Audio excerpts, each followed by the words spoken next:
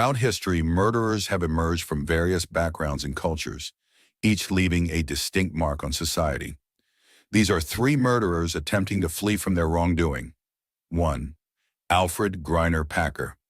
Alfred Griner Packer, born on January 21, 1842, is infamously known as the Colorado Cannibal. He was an American prospector and self-proclaimed wilderness guide who admitted to cannibalism during the winter of 1874. Although no clear or definitive evidence has emerged despite extensive investigations into his actions, he remains one of only 4 individuals historically convicted of cannibalism in the United States. In early November 1873, Packer departed from Bingham Canyon, Utah, leading a group of 21 men heading to the goldfields near Breckenridge, Colorado. The winter of 1873 to 74 proved to be exceptionally brutal.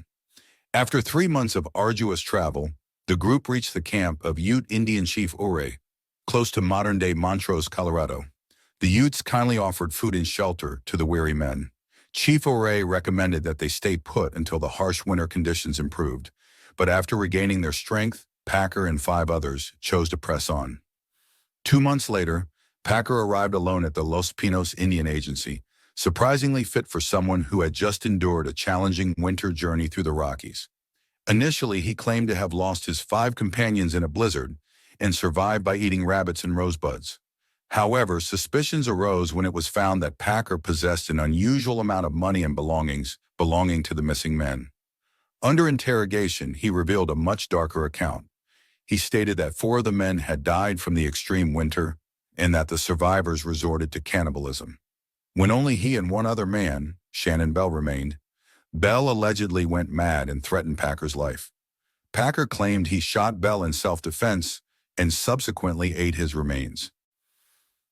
While Packer's shocking tale might have been viewed as a tragic incident, it lost credibility when searchers later discovered the remains of the 5 men at a single campsite rather than scattered along the trail as Packer had asserted. He was arrested and charged with murder, but escaped from jail and evaded capture for 9 years. In 1883, near Fort Fetterman, Wyoming, Packer altered his story again, claiming that all 6 men had camped together, but weakened by starvation, they were unable to continue.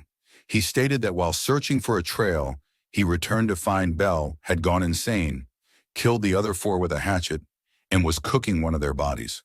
When Bell attacked Packer with the hatchet, Packer said he shot him twice. Alone among the dead, Packer claimed he only turned to cannibalism after several more desperate days. Having changed his story multiple times, Packer damaged his credibility, leading a jury to convict him of manslaughter. He remained in the Cannon City Penitentiary until 1901, when a series of articles in the Denver Post raised doubts about his guilt. Eventually, the state paroled Packer. He worked as a guard for the Post and lived quietly in and around Littleton, Colorado, maintaining his innocence until his death in 1907.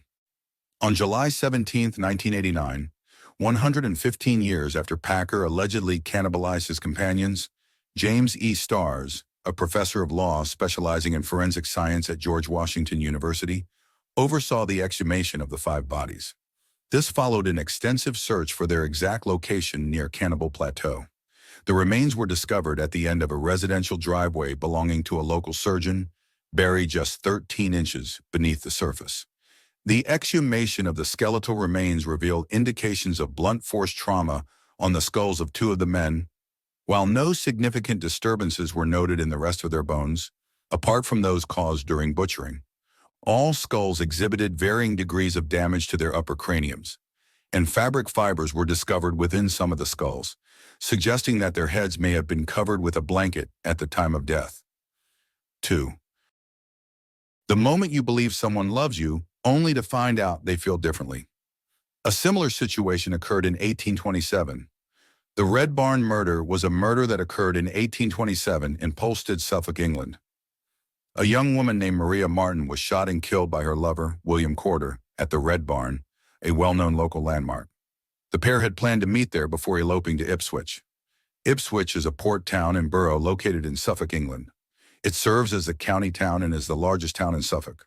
Corder wrote letters to Maria's family, insisting that she was doing well, but after her stepmother mentioned dreaming that Maria had been murdered, Her body was found in the barn the following year. Maria Martin, born July 24, 1801, was the daughter of Thomas Martin, a mole catcher from Polstead, Suffolk. In March 1826, at the age of 24, she began a relationship with 22-year-old William Corder, born 1803. Martin was known for her beauty and had already given birth to 2 children from previous relationships. One child, fathered by William's older brother Thomas, died in infancy, while the other, Thomas Henry, was still living when Maria met Corder. Although Thomas Henry's father had distanced himself after the birth, he occasionally sent money for the child's support. Corder, the son of a local farmer, had a reputation as a con artist and a womanizer, earning him the nickname Foxy at school due to his cunning demeanor. He had previously sold his father's pigs fraudulently, a matter his father resolved without legal action. Corder later forged a check for £93 and assisted a local thief, Samuel Beautysa Smith, in stealing a pig. When Smith was questioned about the theft, he ominously remarked that Corder would likely end up hanged someday. After the fraudulent pig sale, Corder was sent to London in disgrace but returned to Polstead following the drowning of his brother Thomas while crossing a frozen pond. Within 18 months, Corder lost his father and 3 brothers, leaving him as the sole remaining male to manage the farm with his mother. Although Corder wanted to keep his relationship with Martin hidden, she gave birth to their child in 1827 at the age of 25, expressing a desire to marry him. The child died, later reports suggested possible murder, but Corder still intended to marry Maria. That summer, in front of her stepmother, Anne Martin, he proposed that they meet at the Red Barn to elope to Ipswich. Corder claimed he had heard rumors that the parish officers planned to prosecute Maria for having illegitimate children. Initially, he suggested they leave on Wednesday evening, but postponed to Thursday. On Thursday, he was delayed again. Some sources mention his brother's illness, while others note that all his brothers had already died. On Friday, May 18, 1827, Corder visited the Martins' cottage and reportedly told Maria they needed to leave immediately, claiming a warrant for her arrest was imminent, though no warrant existed. Concerned about being seen in daylight, Maria was advised by Corder to dress in men's clothing to avoid suspicion, and he would carry her belongings to the barn where she could change before they headed to Ipswich. After Corder left, Maria set out to meet him at the Red Barn, located about half a mile from her home. This was the last time she was seen alive. Although Corder initially disappeared, he later claimed that Maria was in Ipswich or Great Yarmouth, and that he could not bring her back yet without upsetting his friends and family. As pressure mounted for Corder to produce Maria, he wrote letters to her family asserting that they were married and living on the Isle of Wight, providing various excuses for her lack of communication, including her illness or injuries. As suspicions grew, Maria's stepmother began to speak of dreams in which Maria had been murdered and buried in the Red Barn. On April 19, 1828, she convinced her husband to search the barn, where he discovered Maria's remains buried in a sack. Although badly decomposed, she was still identifiable.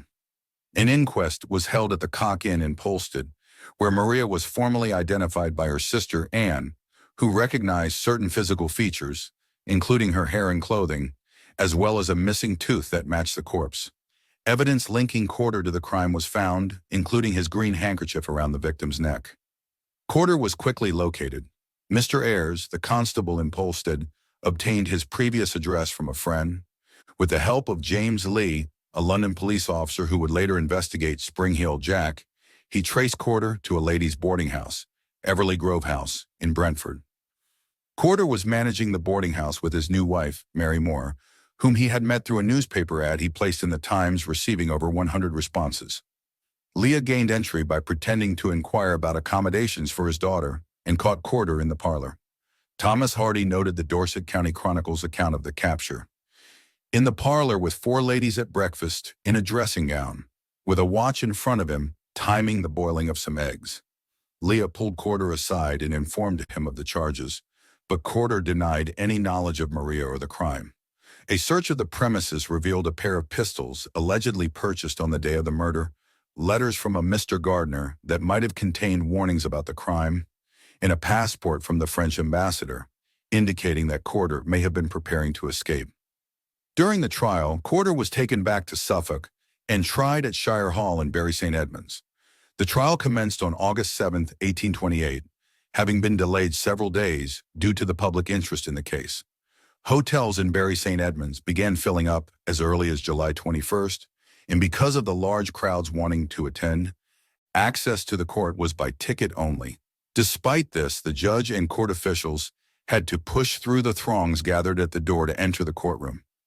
The judge, Chief Baron Alexander, expressed his dissatisfaction with the media coverage of the case, which he believed unfairly impacted the defendant. Corder pleaded not guilty. The exact cause of Maria's death could not be determined. It was suspected that a sharp instrument, possibly Corder's short sword, had been thrust into her eye socket, though this injury might also have resulted from her father's spade during the exhumation. Strangulation could not be ruled out, as Corder's handkerchief was found around her neck, and the wounds suggested she had also been shot. The indictment charged Corder with murdering Maria Martin by feloniously and willfully shooting her with a pistol through the body and likewise stabbing her with a dagger. To prevent any possibility of a mistrial, he faced 9 charges, including forgery. Anne Martin testified about the events surrounding Maria's disappearance and her subsequent dreams. Thomas Martin described how he had unearthed his daughter, while George Martin, Maria's 10-year-old brother, testified that he had seen Corder with a loaded pistol before the alleged murder and later observed him leaving the barn with a pickaxe. Leah provided evidence regarding Corder's arrest and the items found in his home. The prosecution argued that Corder had never intended to marry Maria, asserting that her knowledge of his criminal activities had given her leverage over him, and that his prior theft of money sent by the father of her child had created tension between them. Siobhan Corder presented his own account of the events, admitting he had been in the barn with Maria, but claiming he left after an argument. He stated that he heard a gunshot while walking away and returned to find Maria dead, with one of his pistols beside her. He urged the jury to consider giving him the benefit of the doubt, but after deliberating for only 35 minutes, they returned with a guilty verdict. Baron Alexander sentenced him to hang and subsequently be dissected, that you be taken back to the prison from whence you came, and that you be taken from thence, on Monday next, to a place of execution, and that you there be hanged by the neck until you are dead, and that your body shall afterwards be dissected and anatomized. And may the Lord God Almighty, of his infinite goodness, have mercy on your soul. Corder spent the next 3 days in prison, tormented by the decision of whether to confess his crime and seek forgiveness from God. After several discussions with the prison chaplain, encouragement from his wife, and pleas from his warder and John Orridge, the prison governor, he finally confessed. He adamantly denied stabbing Maria, claiming instead that he had accidentally shot her in the eye during their argument while she was changing out of her disguise. On August 11, 1828, Corder was taken to the gallows in Bury St. Edmunds, appearing too weak to stand without assistance. He was hanged shortly before noon in front of a large crowd. One newspaper estimated around 7,000 spectators, while another suggested as many as 20,000. At the urging of the prison governor, just before the hood was placed over his head, he weakly declared, "I am guilty. My sentence is just. I deserve my fate, and may God have mercy on my soul." After an hour, his body was cut down by Foxton, the hangman, who, according to his rights, claimed Corder's trousers and stockings. The body was then taken back to the courtroom at Shire Hall, where it was opened along the abdomen to reveal the muscles. Crowds were allowed to view the body until 6 o'clock, when the doors were closed. The following day, a dissection and autopsy were conducted in front of an audience of Cambridge students and physicians. A battery was connected to Corder's limbs to demonstrate muscle contraction, and the sternum was opened for examination of the internal organs. There was some debate about whether suffocation was the cause of death, but reports indicated that Corder's chest rose and fell for several minutes after he was dropped, leading to the conclusion that pressure on the spinal cord likely caused his death. Since the skeleton was to be reassembled post-dissection, the brain could not be examined. Instead, the surgeons performed a phrenological analysis of the skull. They concluded that Corder's skull showed significant development in areas associated with secretiveness, acquisitiveness, destructiveness, philoprogenitiveness, and imitativeness, with little sign of benevolence or veneration. A bust of Corder, created by Child of Bungay, Suffolk, is part of the collection at Moyses Hall Museum in Bury St. Edmunds, intended for the study of his phrenology. The skeleton was reassembled and displayed at the West Suffolk Hospital. Several copies of his death mask were made, with a replica held at Moyses Hall Museum. The museum also houses artifacts from the trial and items that belonged to Corder. His skin was tanned by surgeon George Creed and used to bind an account of the murder.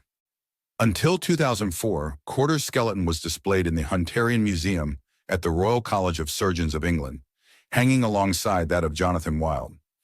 Following requests from surviving relatives, Corder's bones were removed from display and cremated. 3. The murder of Bertha Shippen.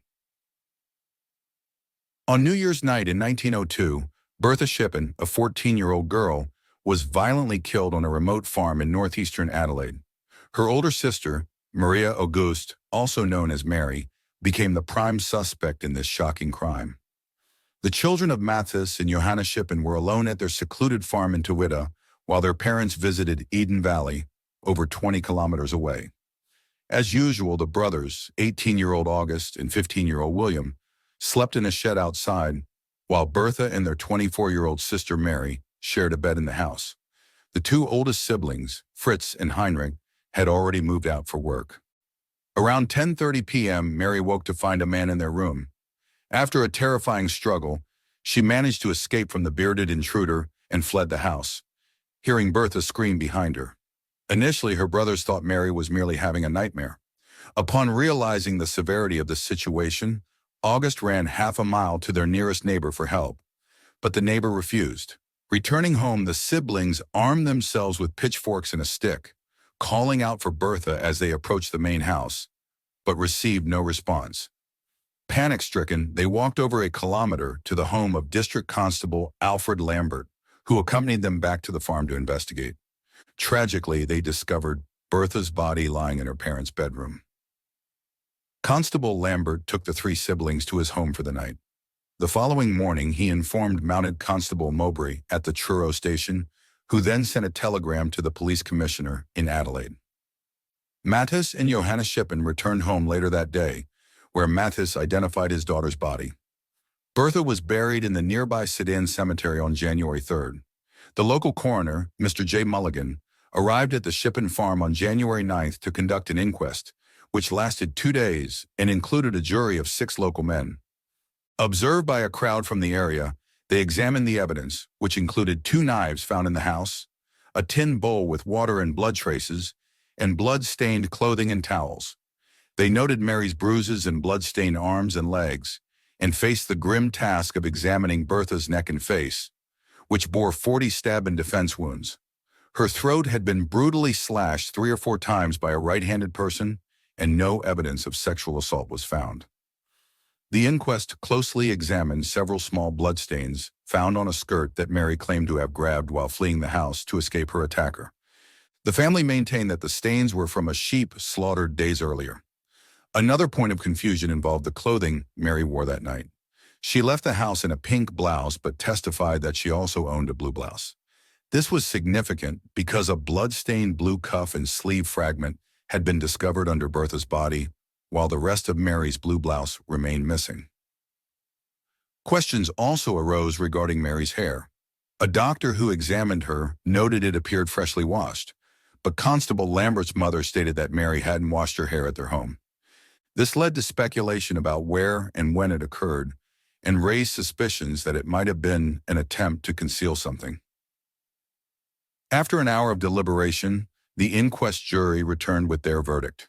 The local coroner, Mr. Mulligan, was visibly emotional as he announced that the jury believed Bertha Shippen's throat had been cut by her sister Mary, who would now face murder charges. Mary was taken away in tears and placed in a cell in Angaston before being transferred to Adelaide the next day. The case garnered sensational attention, prompting a team of horse and bicycle couriers to relay news from Twitta to Adelaide. Competing newspapers, the Advertiser, and the Register raced to break the story, but the Advertiser had an advantage. They had acquired a motor car, marking the first time a car was used for news reporting in Australia. This innovative approach allowed them to reach the telegraph station in Angaston, 26 kilometers away, quickly, despite encountering a few minor accidents. Mary's trial began in March 1902 in Adelaide and lasted 6 days, with leading barrister Sir Josiah Simon representing her. His fee of 50 guineas was covered by a local farmer who knew the Shippen family. Simon aggressively argued that Mary's fiancé, Gustav Nitschke, was the true perpetrator. Although Gustav had a solid alibi for the night of the murder, Simon successfully cast doubt on his innocence, highlighting Gustav's mistreatment of Mary and the rift it caused between the sisters. Gustav admitted in court to being romantically involved with Mary while openly flirting with Bertha and pursuing another local girl from a wealthy background. The backlash from these revelations forced him to flee South Australia and change his name. Who murdered Bertha Shippen? Please share your thoughts in the comments.